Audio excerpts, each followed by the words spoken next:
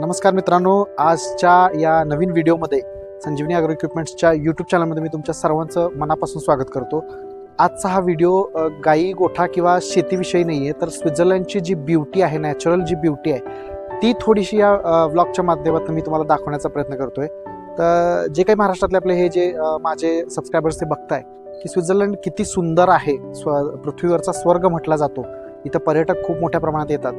तर इथं एका खूप उंच माउंटेनवरती जशी आपल्याकडे सह्याद्री आहे किंवा बऱ्याचशा ज्या पर्वतरांगा आहेत, तशीच इथं एक आल्प्स म्हणून नावाची एक मोठी पर्वतरांग आहे आणि त्याच्यामध्ये एकदम उंचीवरती साधारण बसने मला इथे यायला आता जवळजवळ 1.5 तास लागला.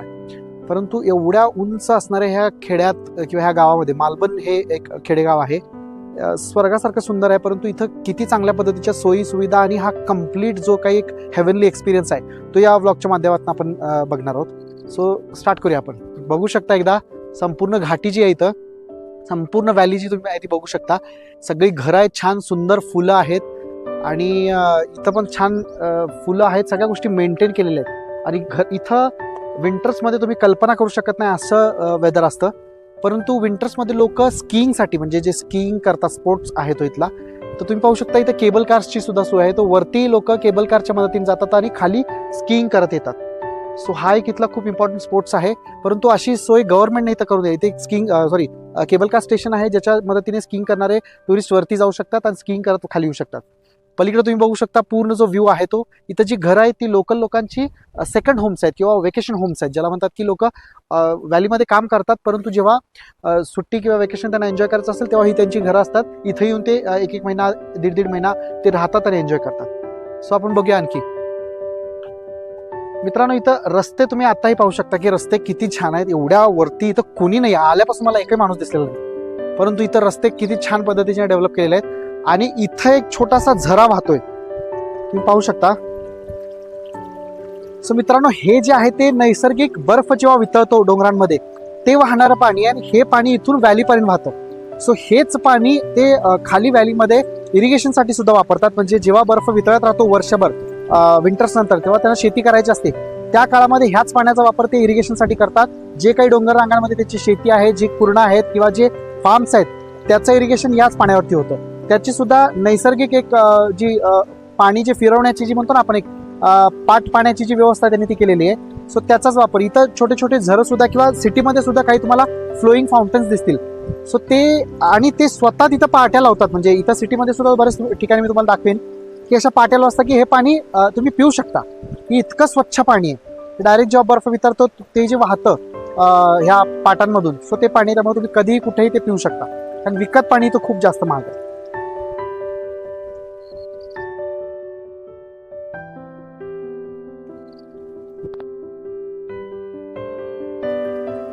तिकडं आताही आपण बर्फ बघू शकतो. सो तिकडं उंच डोंगरांमध्ये आता कुठे कुठे बर्फ अजूनही वितळलेला नाही, म्हणजे शिल्लक आहे. पण तो किती दिसत असेल मला कल्पना नाही. खूप सुंदर आहे, हेवनली एकदम. सो स्वित्झर्लंड असंच आहे मित्रांनो. स्वित्झर्लंडला जर ट्रॅव्हल करायचा प्लॅन करत असाल, जर तुम्ही टुरिझमचा प्लॅन करत असाल, तर तुम्हाला पायीच स्वित्झर्लंड जास्त एक्सप्लोर करता येऊ शकतं. इथं चालत किंवा तुम्ही सायकल्स किंवा म्हणतो ना आपण हायकिंग, ह्या पद्धतीने तुम्ही जास्त स्वित्झर्लंड चांगला एक्सप्लोर करू शकता. कारण की तो असं डोंगरांमध्ये, माउंटेन्समध्ये जास्त आहे, जो की सिटीजमध्ये तुम्हाला इतकं काही बघायला मिळणार नाही.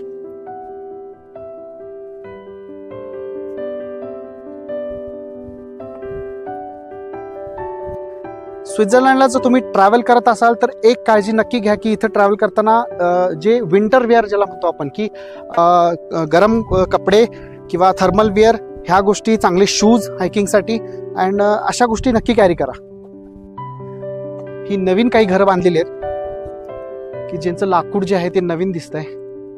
सुंदर फुलं आहेत सगळीकडे आणि छान पाण्याचा, त्या पृथ्वीवरती राहून जर तुम्हाला स्वर्ग अनुभवायचा असेल तर तुम्हाला स्वित्झर्लंडलाच यावं लागेल. बघू शकता तुम्ही.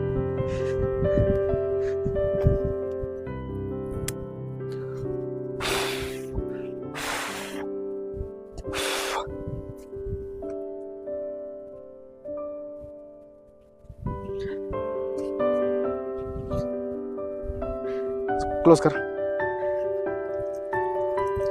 मित्रांनो, इथं जे मी म्हटलं तुम्हाला की ताजं स्वच्छ बर्फातून वितळून जे येणारं पाणी आहे, त्या पाण्याचा वापर बऱ्याचशा शहरांमध्ये छोट्या छोट्या फाउंटेन्सच्या माध्यमातून केला जातो.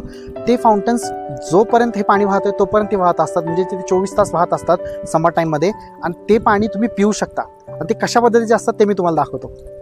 ते इथं पाहू शकता, वरून वितळून येणारं जे पाणी आहे, तर ते पाणी इथं ह्या पाईपच्या माध्यमातून इथं सोडलंय.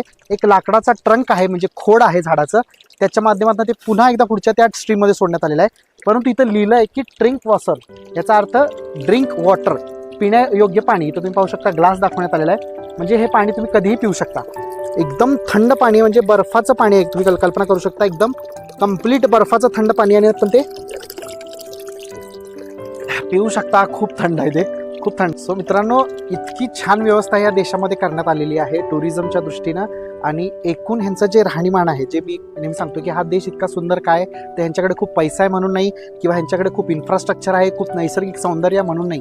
हा देश इतका सुंदर आणि इतकं टुरिझम चांगलं आहे, त्याचं रिझन की ह्या देशाच्या लोकांची किंवा नागरिकांची विचार करण्याची पद्धत खूप वेगळी आहे. ह्यांच्या शिक्षणामध्ये, ह्यांच्या दैनंदिन राहणीमानामध्ये, या सगळ्या गोष्टींमध्ये स्वच्छता, सुंदरता, चांगली लाईफस्टाईल किंवा चांगलं वागणं, ह्या गोष्टी लहानपणापासून किंवा म्हणतो ना पिढीजात कोरलेल्या आहेत. त्याचा हा रिझल्ट आहे की हा देश इतकं चांगलं, म्हणजे स्वित्झर्लंडची लाईफ एक्सपेक्टन्सी जगात सगळ्यात चांगल्या लाईफ एक्सपेक्टन्सीपैकी आहे. म्हणजे सरासरी इथं आयुष्य 100 वर्षांचं आहे, जे आपल्याकडे 67 वर्षांचं आहे. तर तुम्ही कल्पना करू शकता किती चांगलं आयुष्य हे लोक जगू शकतात.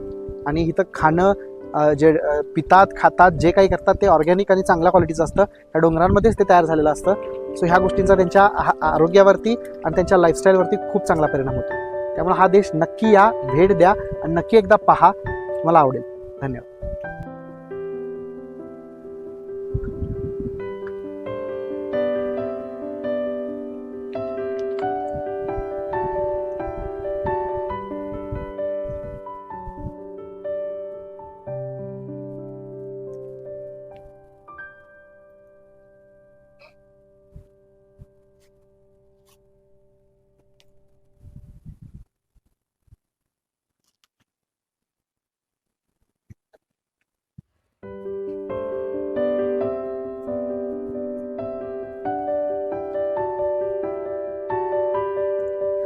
तो मित्रांनो, मी तुम्हाला थोडंसं आणखी माहिती देण्याचा प्रयत्न करतो की स्वित्झर्लंडला जर तुम्ही ट्रॅव्हल करत असाल तर तुम्हाला विजासाठी जर अप्लाय करायचं असेल तर त्यासाठी तुम्हाला टुरिस्ट विजासाठी अप्लाय करायला लागेल. टुरिस्ट विजाचे जे काही डॉक्युमेंट्स असतात ते तुम्ही विजाचे जे काही ऑफिसेस असतात त्याच्यामध्ये ऑनलाईन सुद्धा तुम्ही पाहू शकता. त्याचे जे काही डॉक्युमेंट्स असतील ते.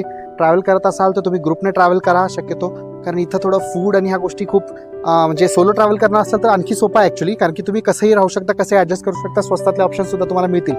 ग्रुपने ट्रॅव्हल करत असाल तर त्याचे काही फायदे सुद्धा आहेत की तुम्हाला सपोर्ट मिळून जातो काही गोष्टींमध्ये, परंतु सपोर्ट नसेल तर तुम्हाला फूड आणि ह्या गोष्टींमध्ये थोडंसं मुश्किल होऊ शकतं. जर तुम्ही ग्रुपने किंवा नवरा बायको दोघंच असे कपल ट्रॅव्हल करत असाल तर. इथं हॉटेल्स आहेत पण ते खूप महाग आहेत. जर तुमच्याकडं म्हणजे बजेट ट्रॅव्हल असेल तर मात्र तुम्हाला खूप सारे ॲडजस्टमेंट्स करावे लागतील. सो जर तसं करणार असाल तर ती तयारी ठेवा.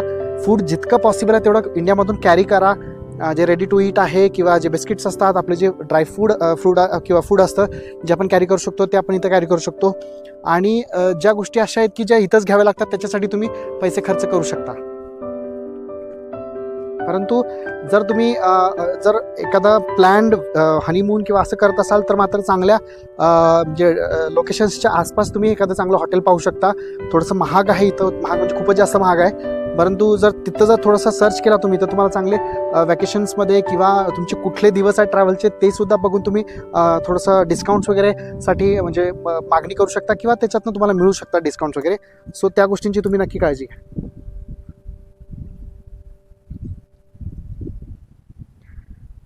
मित्रांनो, हे इतकं छान सुंदर मेंटेन करण्यात आलं आहे म्हणूनसाठी इथं टुरिस्ट येतात. आणि ह्याच गोष्टींमुळे ह्या देशाला टुरिझममधून खूप सारा बेनिफिट किंवा खूप सारा फायदा सुद्धा होतो.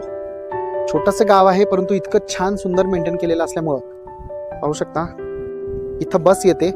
त्या बसने मी इथं आलोय. साधारण 1.5 तास मला व्हॅलीतनं इथं यायला, म्हणजे जे लिechtensteinचं कॅपिटल आहे बडूज, तिथून इथे यायला मालबर्नला मला साधारण एक तासाचा प्रवास असू शकतो बसच्या माध्यमातून. परंतु एकदम कम्फर्टेबल आहे. एकदा बस पकडली की मला इथंच डायरेक्ट उतरायचं आणि इथून परत रिटर्न दर अर्ध्या ते पाऊण तासाने मला इथून परत एकदा बस मिळू शकते. सो असं आहे स्वित्झर्लंड. फिरायचं म्हटलं तर खूप सुंदर आहे. जितका वेळ मिळेल, जितकं जसं मला करता येईल तसं मी एक्सप्लोर करायचा प्रयत्न करतोय आणि या चॅनलच्या माध्यमातून मी तुमच्यासाठीही त्याचे काही व्हिडिओज नक्की देण्याचा प्रयत्न करीन. सो ही माहिती आवडत असेल तर माझ्या चॅनलला सबस्क्राईब नक्की करा. माझा चॅनल ग्रो करण्यासाठी नक्की मला मदत करा.